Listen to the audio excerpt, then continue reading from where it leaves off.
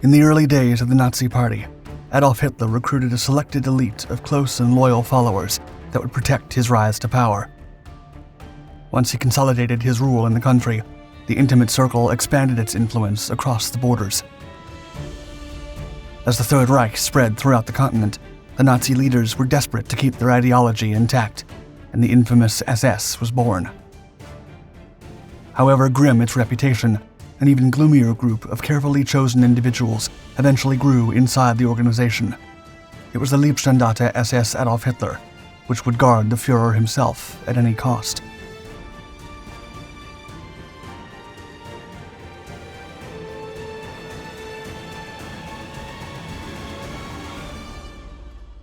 Friend or foe?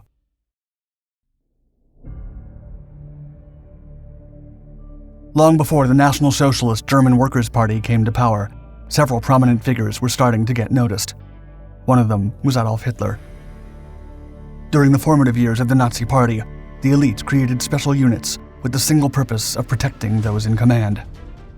In his first speeches, the future Führer was guarded by Ernst Röhm and the 19th Trench Mortar Company, the first record of a bodyguard unit.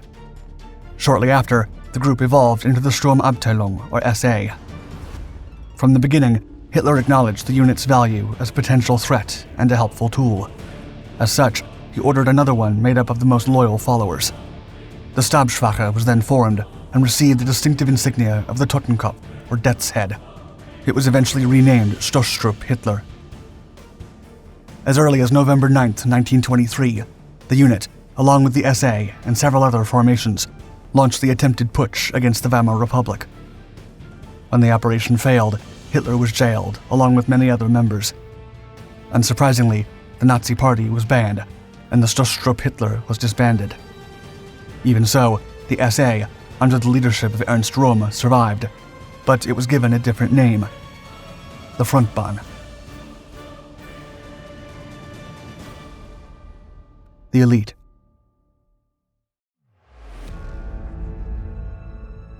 While the most important Nazi leaders were incarcerated, the SA continued to grow from 2,000 men to roughly 30,000.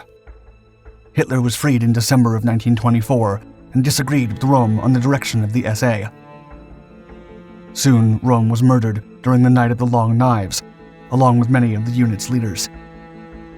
Once a powerful paramilitary political force, the SA left a significant void, and Hitler still needed a trustworthy bodyguard unit.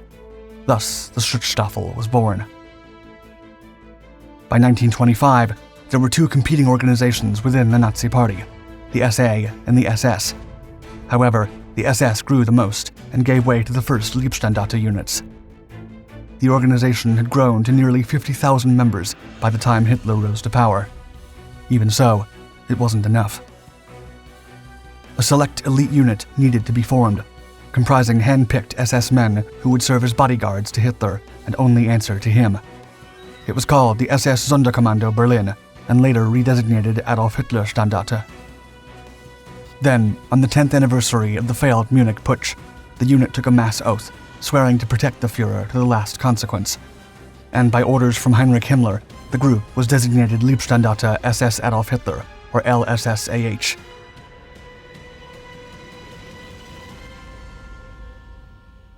Skeleton Key.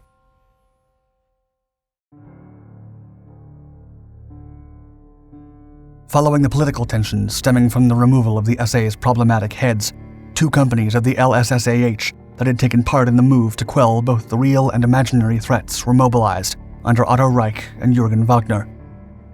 Then, on the last day of June, they arrived in Munich. A select few were sent to join a firing squad to neutralize traitors threatening to overthrow the state. By the time the whole affair was over, the SS had risen as an independent organization.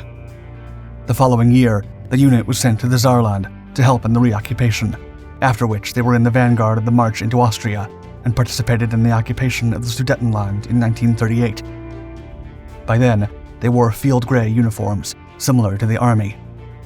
When World War II started, the unit had already become an entire infantry regiment with several battalions, as well as anti-tank, reconnaissance, and engineer subunits.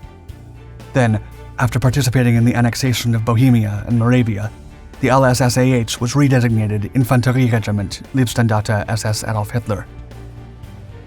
In mid-1939, the Polish crisis demanded that the LSSAH join the 13th Army Corps, which was preparing for the impending attack on Poland. At first, the unit was attached to the 17th Infantry Division and provided flank protection for the southern pincer. As such, the regiment participated in several battles against the Polish, most notably cavalry brigades attempting to smash the German flanks. The men also engaged elements of the Polish 28th Infantry Division and the Wolinska Cavalry Brigade in close combat near Lodz. Soon, the LSSAH became known for committing atrocities against civilians across several Polish towns, all while under the symbol of the skeleton key. Poland and France.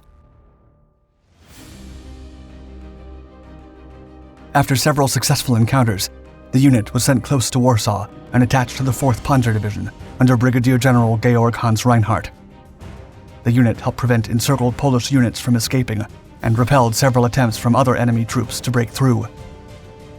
As swift as the military victory over Poland was, the army had reservations about the LSSAH and other SSVT units, as their casualty rate was considerably higher than regular units. Even so, the formation was pulled back into Germany, where the men rested and refitted before joining the Western Campaign. The LSSAH would first fight against the Low Countries and then against France. Though initially an army reserve, the unit had a motorcycle battalion linked up with the Fallschirmjäger troops in Rotterdam. The action then lulled for a while until the British retreat at Dunkirk, where the LSSAH combated the shrinking beachheads of the evacuating army. For the remainder of the campaign in France, the unit became an independent regiment under the 14th Panzer Corps. The men were tasked with attacking south from a bridgehead at Amiens, but were stopped by fierce French resistance. As such, the 14th was transferred to the east, where they successfully crossed the Seine River and cut the retreat of many French units. When the armistice was signed, the 14th helped secure the rest of occupied France. The LSSAH then remained in the country to rest and refit, but would soon be deployed to play a pivotal role in the upcoming invasion of England. Subsequently, the unit trained extensively in amphibious warfare, and by August of 1940, it had reached brigade status.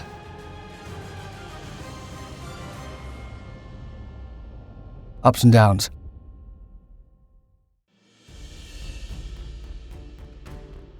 When the invasion of England was cancelled, the LSSAH was deployed to Romania. Under the 40th Army Corps, the brigade would take part in the invasion of Yugoslavia and Greece, where they rescued the retreating Italians. The LSSAH kept pushing the British into Greece, chasing them for 18 days. The unit then crossed the Gulf of Corinth in fishing boats and met the retreating Allies on the Peloponnesus. Before April ended, the Germans had forced the British into a similar situation as Dunkirk, and they barely managed to escape to Crete. The campaign was successful, and the LSSAH was again given divisional status, although only in name. Now attached to the 54th Army Corps, they would then invade the Soviet Union. As part of Army Group South, the LSSAH saw action in the assault of the Tartar Ditch, blocking the entrance to Crimea. The unit was then transferred to Panzer Group 1 to support the massive encirclement of the Kiev pocket and the drive on Rostov. Although the LSSAH took Rostov, the unit was driven out by Soviet countermaneuvers and forced to cross the Meuse River and take defensive positions. Severely mauled, the unit was pulled back to Paris in the summer of 1942, after which it was upgraded to a Panzer Grenadier Division. Failure. The LSSAH was called into action once again in 1943. After joining the fight on the Eastern Front, the unit participated in the massive battles to recapture Kharkiv and in the Battle of Kursk.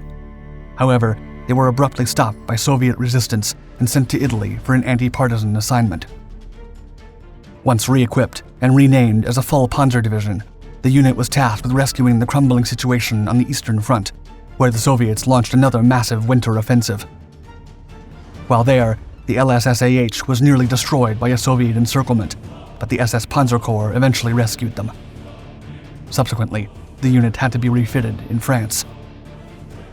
When D-Day came in June of 1944, the unit was committed in Caen, Falaise and Argenton, but a superior Allied force pushed it behind the Siegfried Line in Germany. By December, the entire unit was attached to the 1st SS Panzer Corps. Notably, the attack in the Ardennes region was highly successful, but the victory was halted by downed bridges, lack of supplies, and incessant Allied air power. Realizing there was no way to pierce through the Ardennes, the unit was instead transferred to the east for a last stand against the Soviets. As such, the LSSAH was part of the last official German war offensive, which tried to rescue besieged forces in Budapest. However, the battered German troops could not take it much longer, and the unit was soon pulled back to Austria, where the men would await the Soviet onslaught. However, they eventually surrendered to the Americans instead. Thank you for watching our video. Please subscribe to Dark Docs, and don't hesitate to check out the rest of our Dark Documentaries channels for many more epic stories from modern history. Also, please give us a thumbs up and hit the bell icon to be notified of our newest content. Stay tuned.